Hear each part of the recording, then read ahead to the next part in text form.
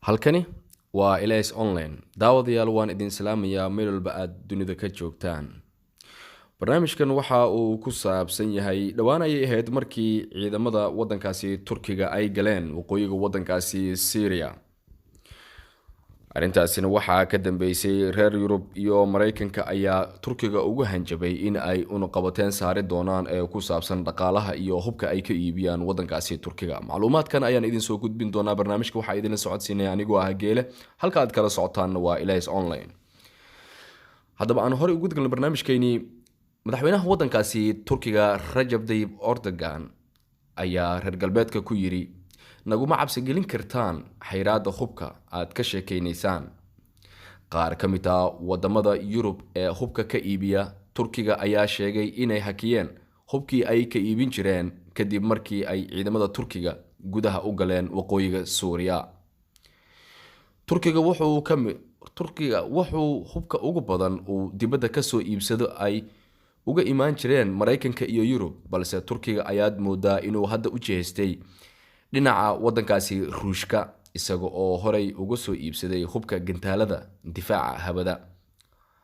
haddaba waa kuwii wadamada Turkiga xayiraada ka saaray hubka uu ka iibsan jiray. Turkiga hubka uu u baahan yahay halkee ayuu ka soo iibsan doonaa mustaqbalka dhow?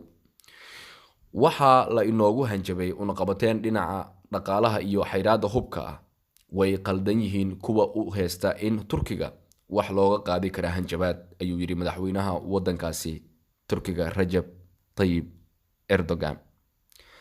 waa kuwii wadamada xayiraada saaray. 9 dal oo Yurub ka tirsan ayaa xayiray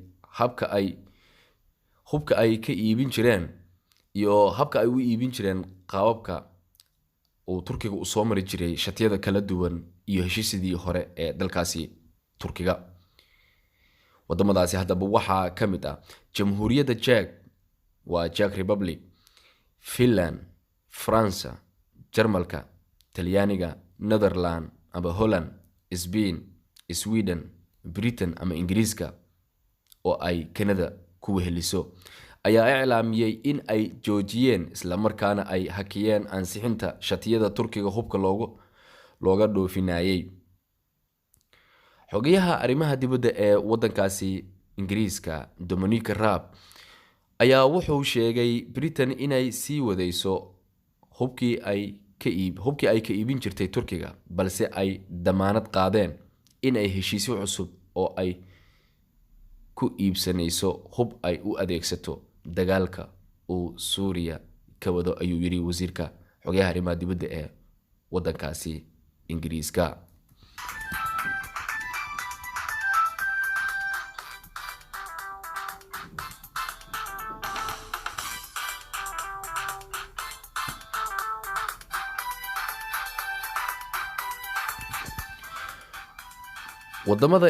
wadamada Spain iyo Faransiiska ayaa ayagana waxa ay ka mid yihiin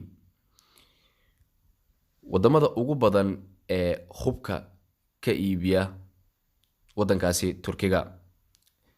Jarmalka iyo Spain waxay iyaguna sheegeen qabateenta inay qusayso oo kaliya ee ah heshiisyada cusub ee hubka. Midowga Yurub ma meel marinin qabateen rasmi ah ee Midowga Yurub oo ka dhan ah ama qusaysa. hase yeeshee wasiirada arrimaha dibadda wadamada ka tirsan Midowga Yurub waxay ku heshiiyeen in ay diyaariyaan siyaasad adag oo ku wajahan habka loogu dhoofiyo hubka wadankaasi Turkiga. qabateenta hubka ee Turkiga ayaan la filaynin inuu saameyn weyn ku yeesho, balse haddii ay dhacdo Ankara howlgaladeedii ayay iska sii wadanaysaa, ayay tiri Yenofi Stefania oo ka faaloota arrimaha gaashaandhigga. balse qabateenta ma tahay mid dhaafsiisan in hub loo isticmaalo howlgalka Suuriya, ayay tiri. hase yeeshee saameyn aan wanaagsanayn ayay difaaca guud ee dalka Turkiga ku yeelanaysaa, ayay hadalkeedii kusoo gabagabaysay. waa kuwii wadamada hubka ugu badan ka iibiya Turkiga intii u dhaxaysay inta u dhexaysay sanadihii 1991 ilaa 2017 Turkiga ayaa wuxuu ahaa wadanka shanaad ee caalamka hubka muhiimka ah ee ugu badan soo iibsada. Turkiga ayaa taariikh ahaan baahidiisa dhinaca difaaca iyo ammaanka wuxuu ka tirsanaa wadamada ay xulufada ku yihiin gaashaanbuurta NATO sida Mareykanka iyo Yurub.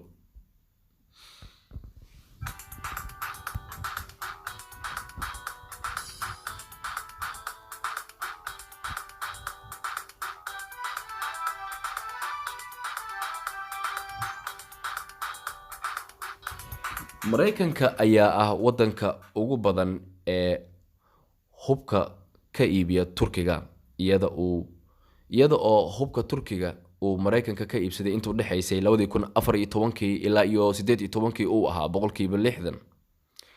Wadamada Yurubta ee hubka ugu badan ka iibiyana waxa ay kala yihiin Faransiiska, Spain iyo UK.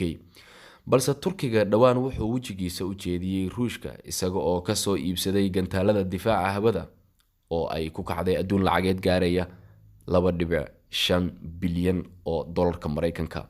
Go'aankaasi Turkiga oo noqday mid ay ka qayliyeen xulufadiisa gaashaanbuurta NATO, waxayna xulufadiisa ku doodayaan dalabka Turkiga uu gantaalada habka difaaca hawada ee S-400 la yiraahdo uu Ruushka kaga soo iibsaday ay tahay mid aad u liidaysa ammaanka dadkaas, sababtoo ah ciidanka Turkiga wuxuu ku hubeysan yahay qalabka NATO isla markaana hawada dalkaasi ay ku difaaci karaan ay ku candoodeen ama ay hadal ahaan u soo jeediyeen wadahadaladii intayn bilaabanin ka hor. hadalkaasi ayaana keenay in lagu kala boodo.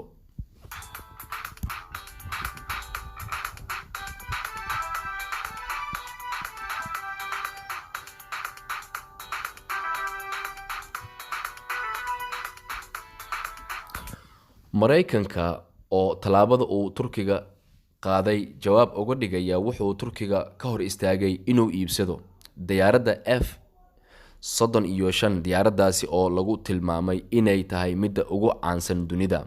Turkiga halka uu ku yaalo oo ah istiraatiiji awgeed waxaa Turkiga ku yaala saldhig ciidan oo ay Mareykanka iyo NATO leeyihiin oo ay ka mid yihiin habka difaaca raadarada gantaalada sheega iyo saldhigyada NATO ee ku yaala bariga dalkaasi Turkiga. sidoo kale saldhigga ciidanka cirka ee Incirlik oo ku yaala magaalada Adana ee ku dhow koonfurta Turkiga waxaa yaala ku dhawaad 500 waxaa yaala ku dhawaad 50 madax oo bamka nuclear-ka ah. hubkaasina waxaa meesha geystay wadankaasi Mareykanka. markana warshadaha soo saara hubka ee ku dhex yaala amba uu leeyahay Turkiga ayaa 10kii sano ee ugu dambeysay wuxuu sameystay warshada hubka lagu sameeyo isaga oo ugu gogol lahaa si uu uga kaaftoomo ku tiirsanaashada uu ku tiirsan yahay hubka uu wadamada kale uu ka soo iibsado. wasiirka arrimaha dibadda Turkiga Mevlut Cavusoglu ayaa wuxuu sheegay Turkiga inuu waqti xaadirkan uu soo saaro hubka ka badan 70% uu dalkiisa u baahnaa. wuxuu sidoo kale kaalin aan yareen ku leeyahay hubka dibadda loo iibgeeyo ayuu yiri wasiirka arrimaha dibadda ee wadankaasi Turkiga. ma sahlano in si fudud loo helo xogta rasmiga ah ee ku saabsan hubka uu Turkiga soo saaro inuu daboolay baahida hubka uu dalkaasi qabay ayay tiri Stefania oo ka faalota arrimaha gaashaandhigga caalamka.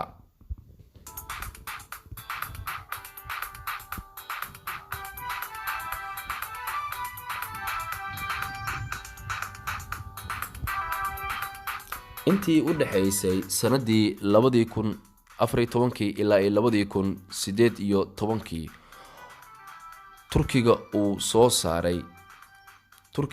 soo saaro dibadna u dhoofiyo wuxuu sare u kacay hubka Turkiga uu soo saaro dibadna u dhoofiyo wuxuu sare u kacay 170% sida wargeyska Al Sabah ka soo baxa wadankaasi Turkiga uu qorayay waayadii ugu dambeysay.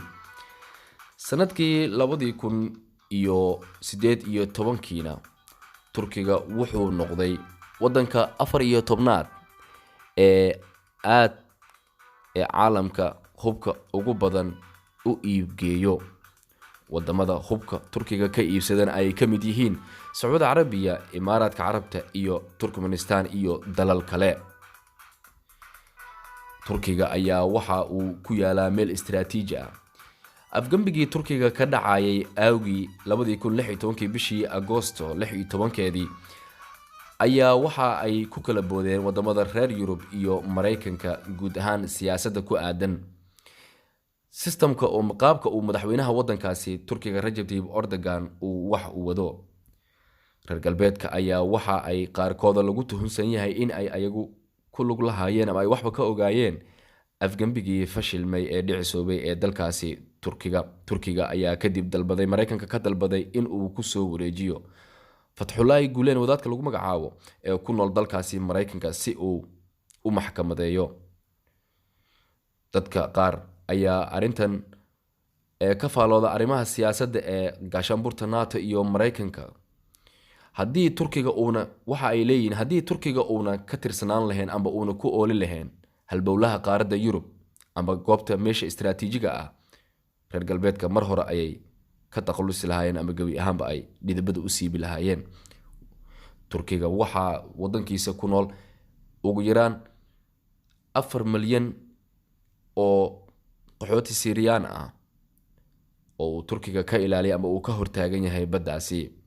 reer galbeedka ayaan ogoleen in Turkiga uu ku soo biiro midowga Yurub maadaama Turkiga uu ka mid yahay gaashaanbuurta NATO. 10 sano u dambeysay wadahadaladii uu Turkiga kula jiray si uu ugu soo biiri lahaa midowga Yurub ayaa waxa ka hor istaagay reer galbeedka, gaar ahaan wadamada ka hor istaagay waxa ka mid ahaa Jarmalka, Faransiiska iyo Ingiriiska, ayagoona aaminsan Turkiga inuu yahay dal Islaam ah haddii uu ku soo biiran gaashaanbuurtan haddii uu ku soo biiran midowga Yurub ay noqonayso meel uu Islaamka u taliyo sida ay ayagu aaminsan yihiin. halkaas ayaan ku soo gabagabaynaynaa barnaamijka. waxaa idin la socodsiinaya anigoo ah Geele. waad ku mahadsantihiin daawadayaal barnaamijkeeni. waxaan idinka codsanaynaa in aad barnaamijkan noo sii share gareysaan, aad la wadaagtaan. waxaana filayaa in aad ka ogaateen waxyaabo badan oo macluumaad oo ku saabsan warka. waxaa idin la socodsiinaya anigoo ah Geele. tan iyo ismaqal dambe oo xiisle waxaan idinkaga tagayaa sidaa iyo amaana Allah.